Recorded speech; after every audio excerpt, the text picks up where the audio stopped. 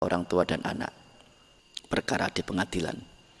Nah, memancarkan cinta kasih mulai dari orang-orang yang dikenal, yang dekat, yang tampak seperti orang-orang di keluarga sendiri, diingat, dikenang apabila bisa disebut namanya disebut, sampai pada ya sahabat, kerabat, warga sekampung, warga sedaerah, sampai kepada ya semasyarakat situ, sebangsa, sampai sesama manusia, sampai ke bukan hanya manusia tetapi juga jenis-jenis makhluk lain, mereka yang sebagai makhluk yang berada di alam dewa, berbagai tingkatan dewa, sampai ke alam Brahma, turun ke bawah alam-alam asura, alam peta, alam binatang,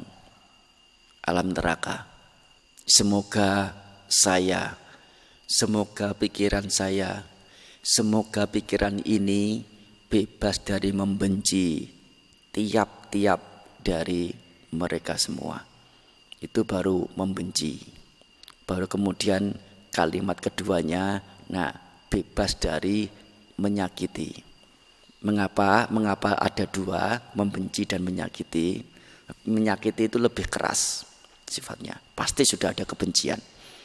Sehingga kalau memang ternyata ada beberapa orang yang nggak mempan, kata-kata kita itu tidak mempan untuk membuat pikiran kita itu bebas dari membenci. Gimana pun kalau namanya si ini, tidak bisa saya bebas dari membenci. Memungkinkan, karena mungkin terlalu dikecewakan. Ya. Nah, kalaupun sudah ada kebencian terhadap seseorang atau siapa. Nah, kalimat kedua, semoga saya bebas dari menyakiti. Kalaupun kebencian masih ada, paling tidak sampai menyakiti. Ini justru dua kalimat ini yang diucapkan berulang. Berapa lama? Sampai habis masing-masing siapa yang ditunjuk. Mulai dari keluarga sendiri, sampai teman, sampai orang sekampung, dihitung satu persatu, sampai warga semua. Kira-kira berapa waktunya habis? Sekuatnya duduk. Bisa sampai 20 menit, bisa sampai 1 jam, bisa sampai 2 jam. Ya, tidak jelek. Ini adalah memancarkan cinta kasih untuk diri sendiri. Dengan membebaskan pikiran, berusaha mengupayakan pikiran bebas dari membenci, bebas dari menyakiti ini, dapat diharapkan kemudian anigo homi, semoga saya bebas dari derita batin dan derita jasmani. Ini sudah menjadi dampak langsungnya. Tidak diharap pun juga akan bisa dicapai. Kalau seseorang telah mampu membawa diri pada keberadaan meta cinta kasih ini, kalau seseorang mampu membebaskan diri dari membenci ini, kondisinya akan menjadi lega, leluasa, lengang, bebas, nyaman, tenang. Yang mana ini kebalikannya. Seseorang yang masih dirundung oleh kebencian, apalagi kebencian yang sangat kuat, menjadi geram, menjadi sangat-sangat marah. Batin orang tersebut tentu bukan keberadaan batin yang lega, leluasa, lengang, nyaman, tenang, bahagia. Dalam keadaan yang sebaliknya, tegang, panas, terhimpit, kacau, penuh dengan kesengsaraan. Dan ini dikatakan bukan kebahagiaan. Kalau seseorang mampu menumbuhkan cinta kasih ini, batinnya akan menjadi sangat-sangat lega, terasa bebas, terasa leluasa, terasa nyaman. Dan ini dia dengan menyatakan anigo homi, semoga saya bebas dari derita batin. Sudah dapat membawa batin kita bebas dari membenci. Saat itu pula batin berada dalam kebebasan, batin berada dalam keleluasaan, berada dalam kenyamanan, kebebasan, keleluasaan, kebahagiaan. Yaitu apa itu? Pada kata lain, bebas dari derita batin. Anigo homi, bebas dari derita batin dan derita jasmani. Apabila batin ini menjadi nyaman, menjadi lega, menjadi tenang, menjadi bahagia, menjadi leluasa, sedikit banyak ini akan berpengaruh pada jasmaninya. Jasmani akan tidak menjadi tegang, menjadi stres. Dan penyakit-penyakit banyak yang berasal dari pikiran. Pikiran yang tentunya diwarnai terlalu banyak oleh kotoran-kotoran batin, terutama kebencian ini. Ini kebencian ini si jahat sekali, yang paling merusak. Karena kebencian ini paling jahat, sifatnya merusak inilah, sehingga kebencian dalam bahasa Pali yang namanya wera ini diberi julukan lain. Apa itu? Dosa. Dosa itu artinya apa? Dosa itu artinya penghancur. Dosa itu artinya pengrusak. Kebencian dimanapun menempel, dimanapun dia bercokol, akan merusak sesuatu yang ditempeli itu. Karena bersifat merusak itulah kebencian kemudian dinamai dosa, si pengrusak. Dosa itu sebetulnya arti kata aslinya sendiri adalah rusak atau cacat. Jadi kalau memasukkan kebencian ke dalam pikiran sendiri, namanya apa? Mengerusak pikiran sendiri, mencacati, membuat batin sendiri, pikiran sendiri cacat. Dan ini efeknya ke jasmani juga. Tidak sedikit penyakit-penyakit seperti darah tinggi, sampai ke mah, sampai ke jantung, sampai ke kanker, apalagi diabetes, macam-macam penyakit. Karena pikiran terlalu dibebani oleh kotoran batin. Dapat diharapkan bebas dari derita batin, bebas dari derita jasmani. Dan karena itu kemudian kalimat yang terakhir, Suki atanang pariharami, semoga saya dapat menjalankan hidup dengan bahagia. Artinya apa? Bebas dari derita batin, derita jasmani, ya itu adalah kata lainnya. Bisa hidup dengan bahagia. Ini memancarkan cinta kasih kepada diri sendiri. Bagaimana mencintai diri sendiri secara benar. Menjalankan diri secara benar. Dan setelah kita bisa lega, leluasa, nyaman, tenang, bahagia dengan pancaran cinta kasih kepada semua orang, semua makhluk, kita menjadi bahagia. Apakah kemudian yang lain-lainnya sudah tahu caranya bagaimana bisa berbahagia? Tidak semuanya tahu. Mereka masih dirundung kebencian, masih dicengkeram kebencian, menganggap kebencian itu sebagai senjata untuk membuat menang, membuat bahagia. Tidak tahunya itu justru minyak yang akan membakar, membumi hanguskan diri sendiri lebih banyak lagi. Kebencian ini. Mereka masih sangat buta. Karena itu setelah kita mengetahui bagaimana mencintai diri sendiri dan menjadi bahagia, melihat mereka-mereka yang menderita sakit karena justru mengumbar kebencian, mengumbar tindakan-tindakan buruk dengan mencelakai, menyakiti yang lainnya. Inilah kita menjadi prihatin, kita menjadi muncul kepedulian, perhatian kepada mereka. Kasihan mereka yang tidak mengerti cara menjadikan diri bahagia. Karenanya kita kemudian berharap, ya semoga berangkat dari kepedulian kita, yaitu berangkat dari cinta kasih kita kepada sesama yang lain, semoga mereka berbahagia. Semoga mereka bebas dari derita. Bebas dari derita, mendapatkan kebahagiaan. Apakah dengan berkata-kata demikian itu langsung kemudian pop up muncul mereka berbahagia? Tidak. Apakah karena kekuatan kata-kata kita? Tidak juga.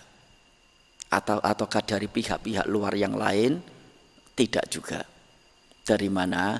Dari kekuatan kemauan kita, kekuatan pengharapan kita.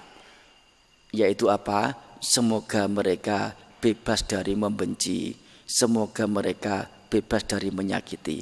Apa upaya, apa usaha yang memungkinkan kita bisa melakukan agar mereka terkondisikan untuk bebas dari membenci, bebas dari menyakiti. Secara nyatanya. Apapun yang bisa kita lakukan untuk mereka, supaya mereka bebas dari membenci, supaya mereka bebas dari menyakiti. Siapa yang kita tuju?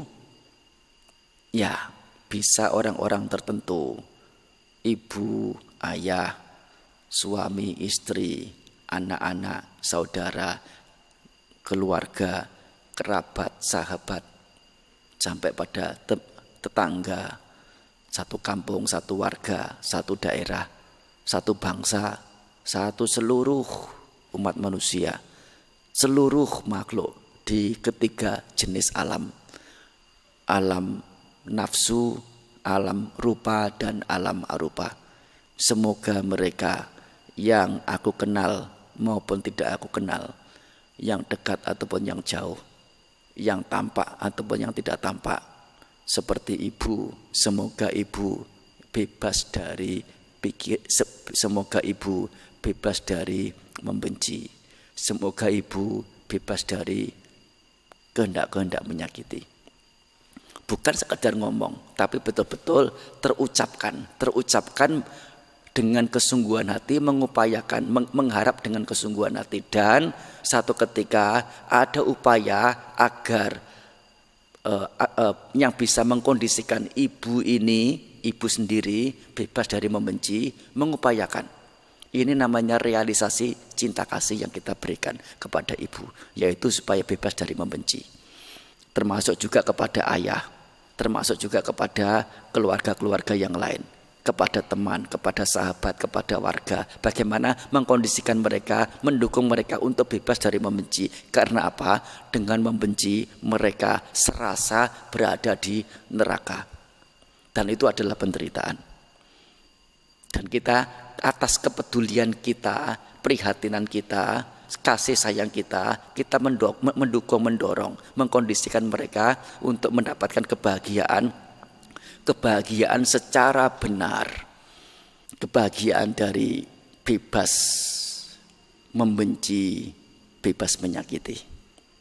Memulai kita memancarkan cinta kasih. Semoga ibu saya bebas dari membenci, bebas dari menyakiti. Nah, dengan kesungguhan hati, bagaimana mendukung, menopang, mendorong atau mengkondisikan satu ketika nanti, paling tidak pada saat ini telah ada pengharapan yang dengan kesungguhan hati.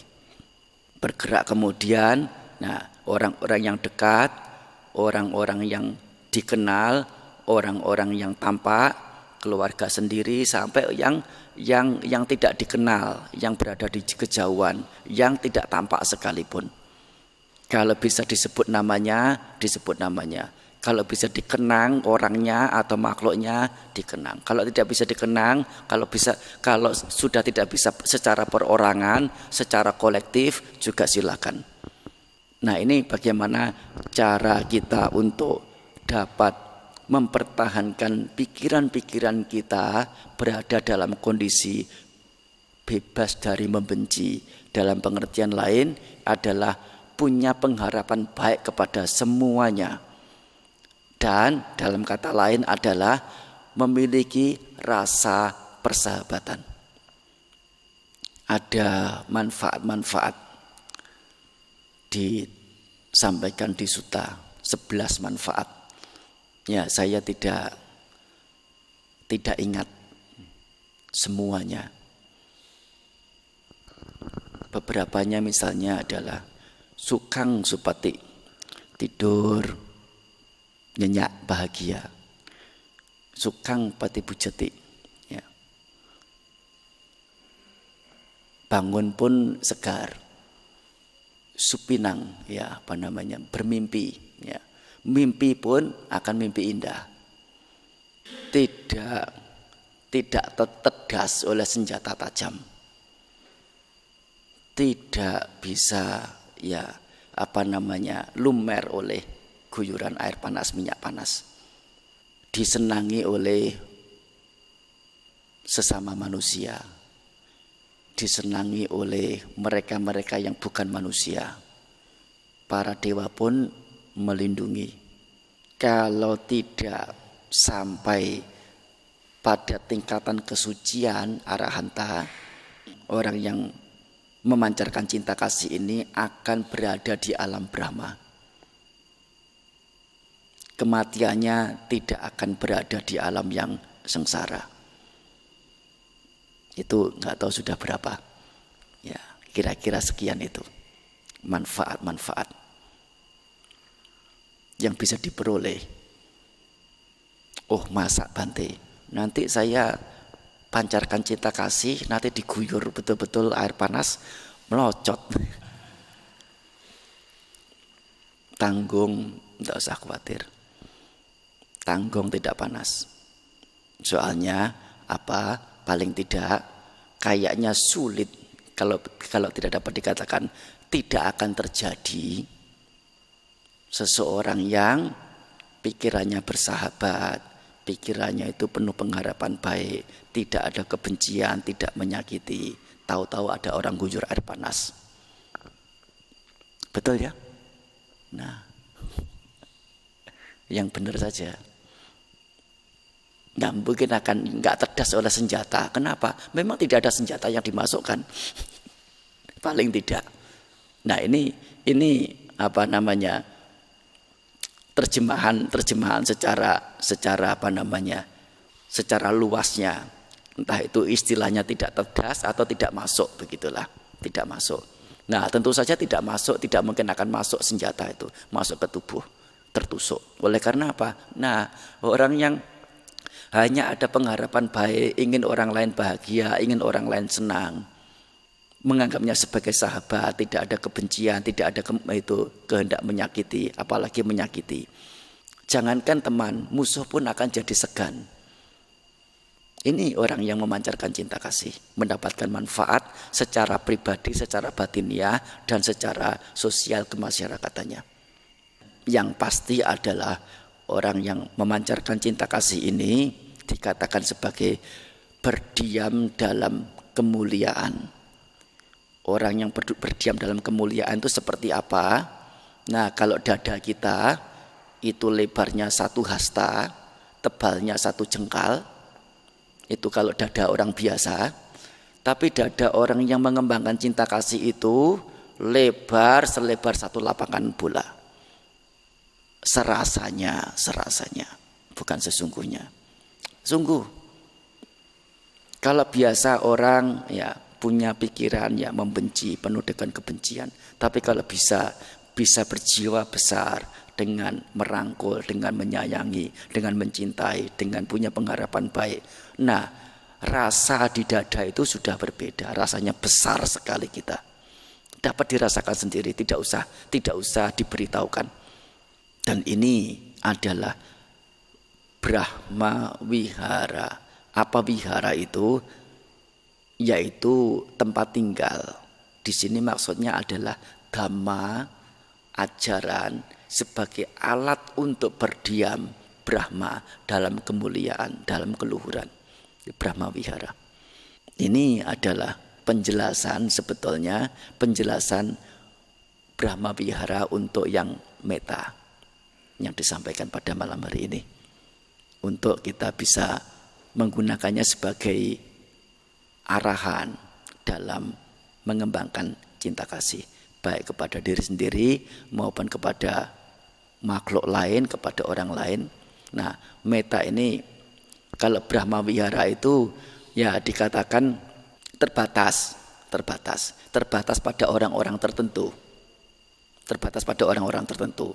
Ada dibedakan lagi kalau dipancarkan cinta kasih ini kepada semua makhluk tanpa pilih, tanpa batas. Namanya bukan Brahma Wihara, tapi disebut dengan istilah lain, yaitu apamanya. Apamanya itu apa? Tak terbatas. Bagaimanapun terlepas dari ada pembedaan atau tidak. Nah, kalau kita telah bisa memancarkan cinta kasih kepada orang lain, siapapun orangnya, nah sudah dapat dikatakan kita berada dalam nilai-nilai luhur. Terlepas itu orang tertentu atau semua tanpa pilih.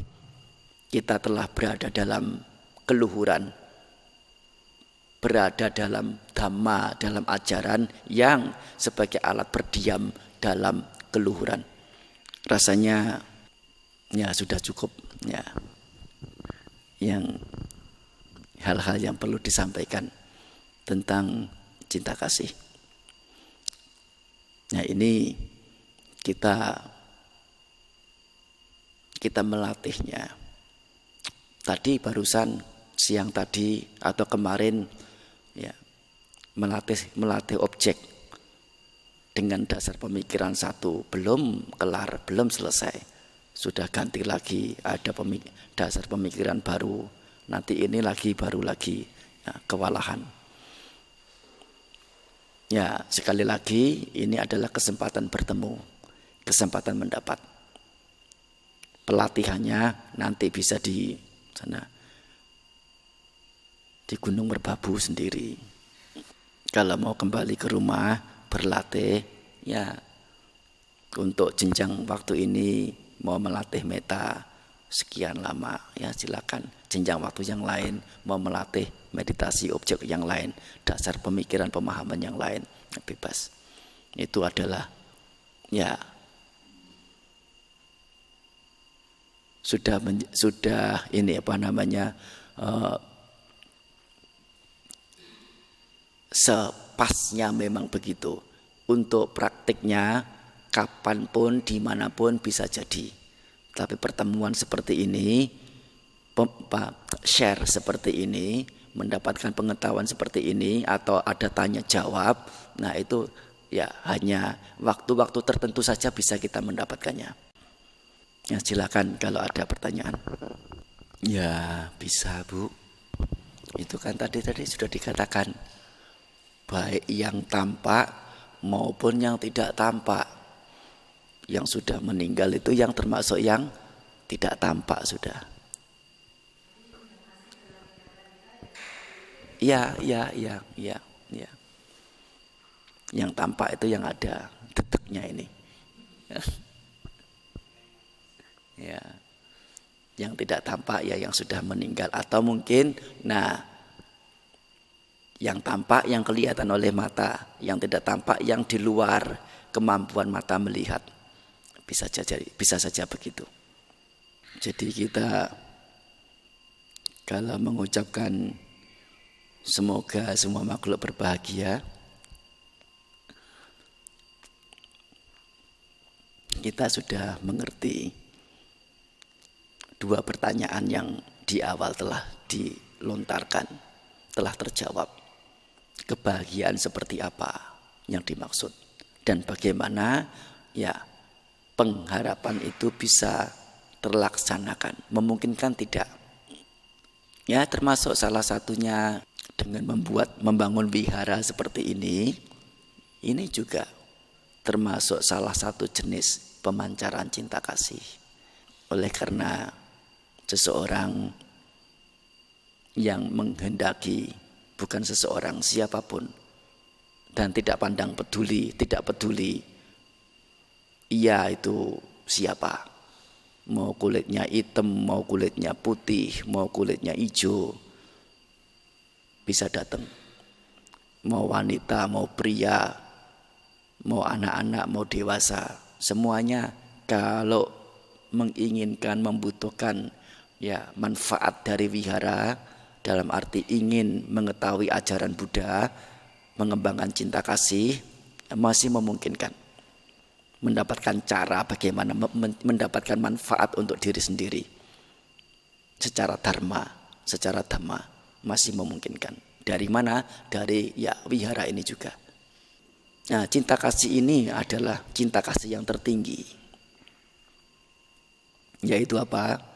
Cinta kasih dengan mengharapkan orang yang dulu tidak tahu satu perbuatan itu adalah perbuatan buruk, lalu melakukan keburukan itu, menjadi tahu sesuatu itu adalah perbuatan buruk dan lalu menghindari keburukan itu.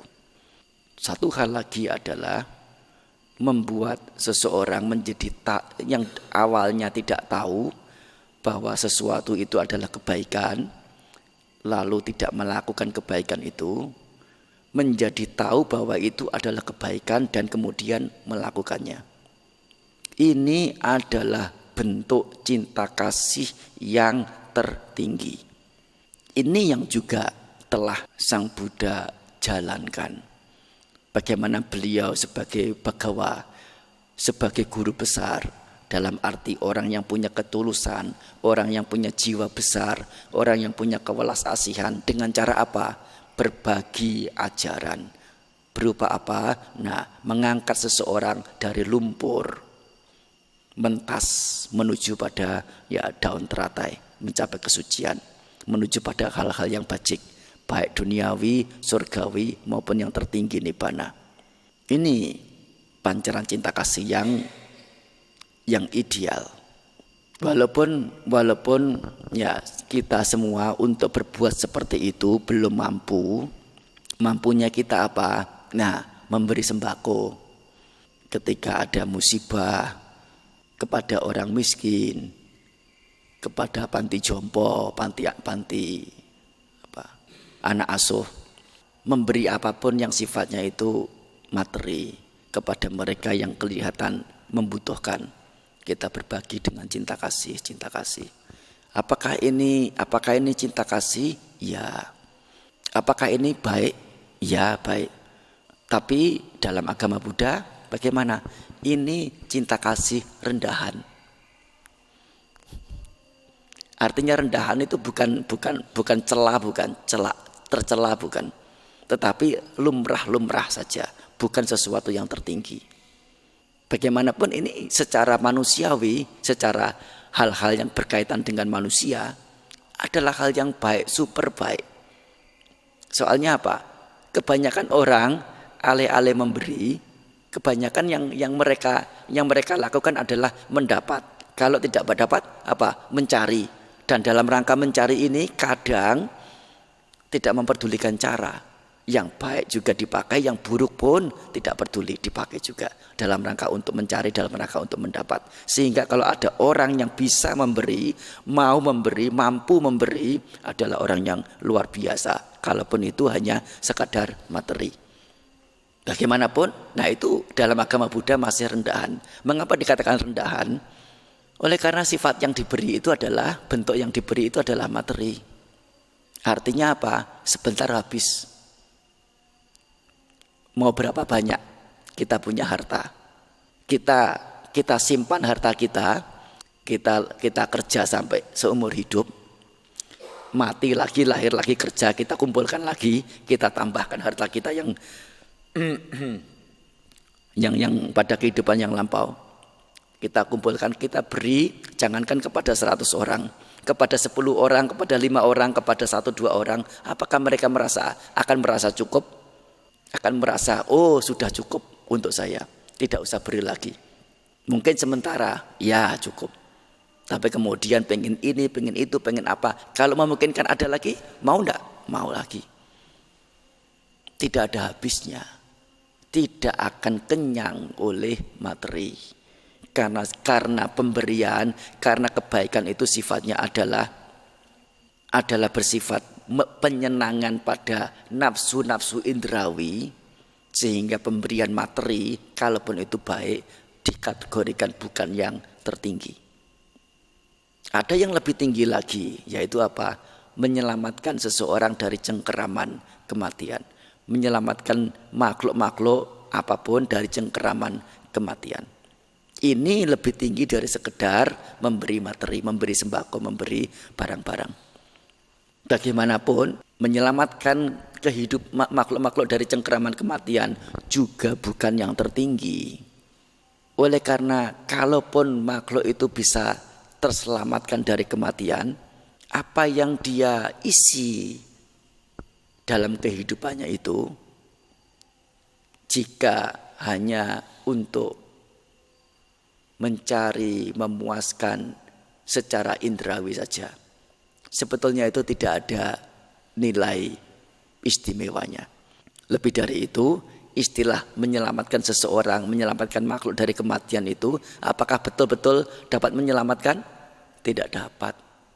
Bukan menyelamatkan kematian. Artinya apa? Mengolor kematian tiba. Mengolor tibanya kematian. Bukan menyelamatkan. Setiap orang, yang dibantu maupun yang membantu sendiri, ya pasti mati. Dan itu bagi Sang Buddha sendiri tidak begitu penting.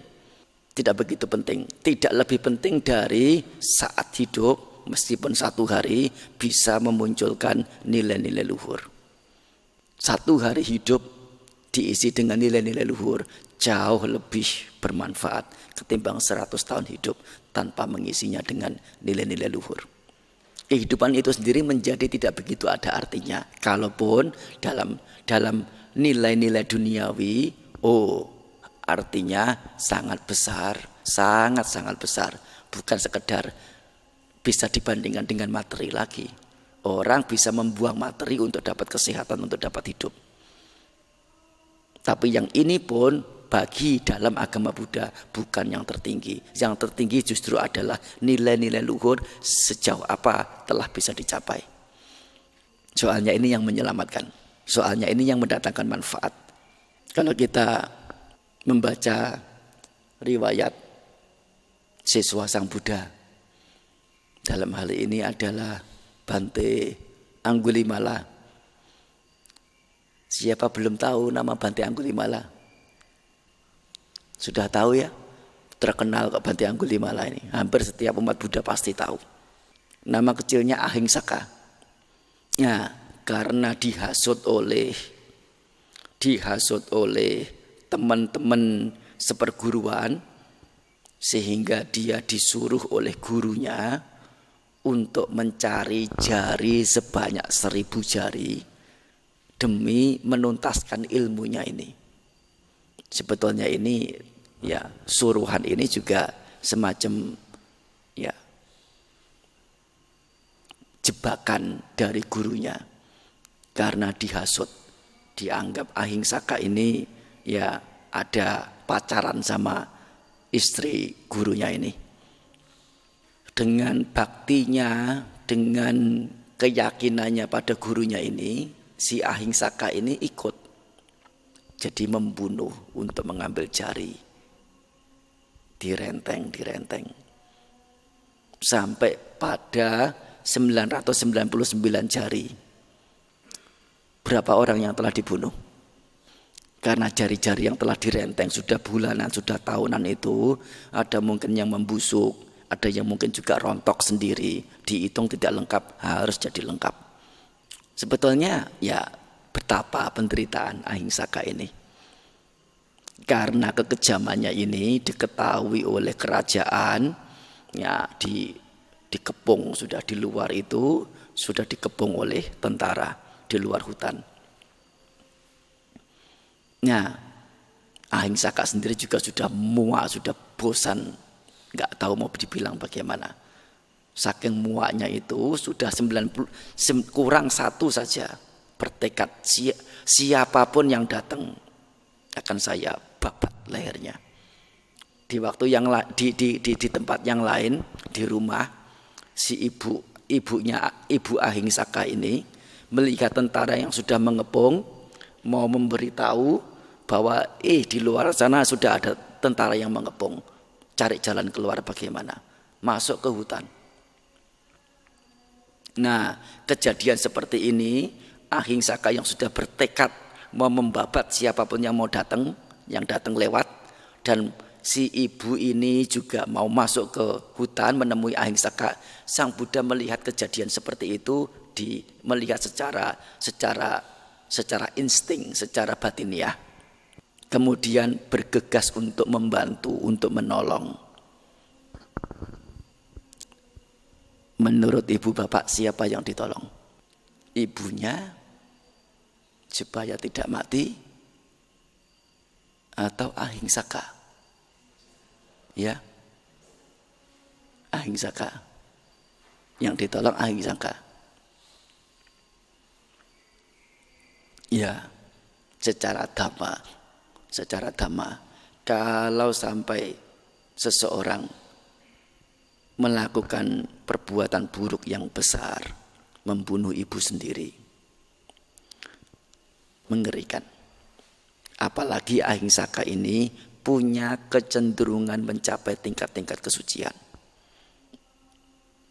Sangat disayangkan apabila bertemu dengan pembimbing yang pas, yang cocok, yang mumpuni, dia memungkinkan mencapai tingkat kesucian.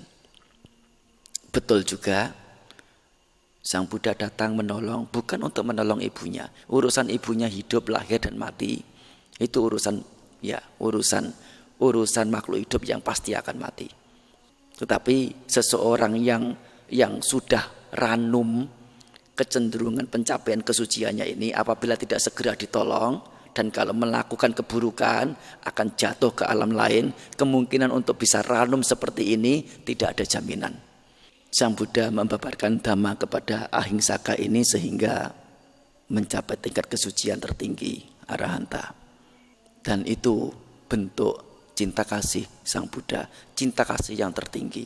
Bukan sekedar memberi materi, bukan sekedar bagaimana bisa menyelamatkan kehidupan, tetapi bagaimana bisa menumbuhkan nilai-nilai luhur pada seseorang, pada makhluk-makhluk. Ya, ini sedikit tambahan dari uraian tentang cinta kasih tadi. Meditasinya objek apa? Bebas. Mau objek yang telah dilatih di hari kemarin, pagi dan siang tadi, atau mau menggunakan objek cinta kasih sebagaimana yang barusan tadi disampaikan, juga dipersilakan. Ya, singkatnya saya mau mengatakan semoga pelatihan ini bisa memberikan manfaat meskipun tidak banyak. Secara singkat, anumodana atas mau hadir, mau ikut, terutama sekali Wihara Magadhamma pengurus sudah memberikan tempat, waktu, akomodasi baik untuk saya secara pribadi maupun untuk para peserta. Kegiatan seperti ini tentu sangat bagus. Dan bagaimana masyarakat selain acara ceramah, dengar khotbah, acara kebajikan dengan berdana, sesekali ada acara seperti ini, acara bermeditasi yang di dalamnya itu diisi dengan pengertian-pengertian yang mendalam dalam agama Buddha. Justru ini adalah inti agama Buddha. menjadi umat Buddha apabila mengerti hal-hal yang seperti ini. Meskipun tentu, kalau hanya yakin saja, ya ada keyakinan, terus kemudian bisa mengerti apa itu memberi, mengerti apa itu melaksanakan sila, mengerti apa itu hukum karma, apakah itu bukan beragama Buddha? Tentu itu juga beragama Buddha. Hanya apabila mengisi pengertian-pengertian kita dengan esensi agama Buddha, itu akan jauh lebih sempurna, lebih bisa representatif sebagai umat Buddha. Ya, begitu ya pertemuan kita untuk 2 hari ini.